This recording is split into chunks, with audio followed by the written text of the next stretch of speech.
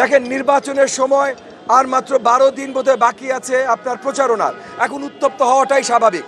তবে মামুনুল আমার নামে কি কমপ্লেন করেছে এটা মিথ্যার বাইরে সত্য কিছু খুঁজে পাওয়ার মতো আমি মনে করি না কিছু আছে।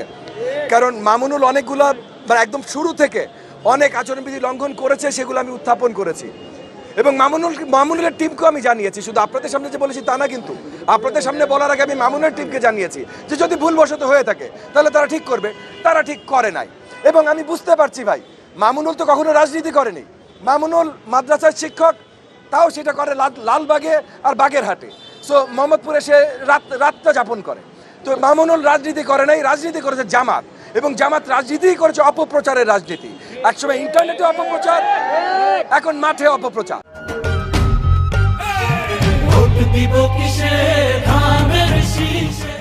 সো যেহেতু মামুনুল জামাতের সাথে আছে এবং জামাতের রাজনীতি অপপ্রচারের রাজনীতি, তো এখন মামুনুল অপপ্রচারে বেরিয়ে গেছে। এটা নিয়ে খুব বেশি লম্বা আলোচনা করার মতো কিছু আছে বলে আমি মনে করি না। জি জি জি জি দেখেন, মামুনুল যদি এইখানে আসে, এইখানেও আমার দেখা হয়, আমি মামুনুলের সাথে গলা মিলাবো। কারণ মামুনুলকে আমি চিনি সেই মোদি বিরোধী আন্দোলনের সময় থেকে। তখন থেকে বেশ কিছু সময় রাজপথে ছিলাম, ও জেলে ছিল, জেল থেকে বেরিয়ে আর আসলে অ্যাক্টিভ রাজনীতিতে কখনো কাজ করেনি, কিন্তু আন্দোলনে কিছু আন্দোলনে একসাথে ছিলাম। তো সেই সৌহার্দ্যটা আছে। এখন আমার সাথে সৌহার্দ্য আছে বলেই সে সব কাজ ঠিক করছে এবং আমি বলবো ভাই ঠিক আছে, তা তো না। সো যে ভুল করবে সেই ভুলটা আমি তুলে ধরবো, এবং যে জনগণের বিরুদ্ধে কথা বলবে, যেমন মামুনুল পরিষ্কার করে বলেছে যে সে জনগণকে ভোট দিতে দিবে না, আগামীতে সে যদি নির্বাচিত হয় ভোট দিতে দিবে না।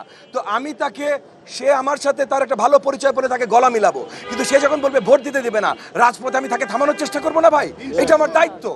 সো রাজপথে রাজনীতিতে আমরা কি করছি আর সামনাসামনি দেখা হলে আমাদের আচরণ কি হবে, দুটো এক জিনিস না। সো এখন আপনারা প্রশ্ন করলেন নির্বাচন রাজপথের রাজনীতির, আমি সেটার উত্তর দিলাম। উনি করে নিক, তারপর আপনি। আমি ইন্ডিপেন্ডেন্ট টেলিভিশন থেকে আসছি। আমার একটা কথা হচ্ছে, পাশাপাশি অনেক ব্যক্তি ছিনতাই জি জি জি জি জি গত 2 মাস ধরে কাজ করা শুরু করেছি আপনার সব ধরনের সন্ত্রাস কমানোর জন্য। আমরা অনেকগুলো জায়গায় সিসিটিভি ক্যামেরা লাগিয়েছি, অ্যাপ বানিয়ে এলাকাবাসীর সাথে ধরিয়ে দিয়েছি, পুলিশের সাথে কানেক্ট করে দিয়েছি। পুলিশের ওই অ্যাপের মাধ্যমে ওই সিসিটিভি ক্যামেরা ফুটেজ দেখে পুলিশ টহল বাড়িয়েছে। এবং গত 2 মাসে কিন্তু আপনারা আপনারা খবর নেবেন থানাগুলোতে, কিশোর গ্যাংয়ের অনেক আপনার মেম্বাররা ধরা পড়েছে আমাদের এই সহযোগিতার জন্য। এবং এলাকায় এলাকায় আমরা আপনার কমিউনিটি হাব তৈরি করতে চেষ্টা করছি, যারাও নিয়ন্ত্রণ রাখতে চেষ্টা করবে। সো আমরা আমাদের মতো কিন্তু ইতিমধ্যে কাজ করছি।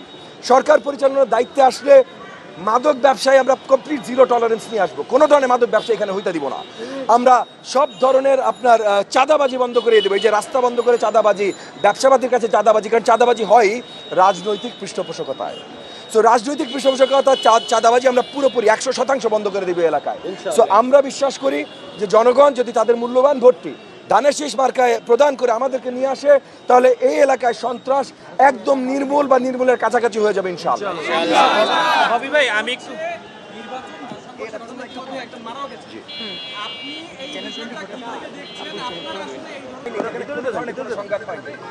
সংঘাতের ঘটনা ঘটতে পারে, এটা মেনে নেব, এটা ভালো, এটা ইতিবাচক তা না।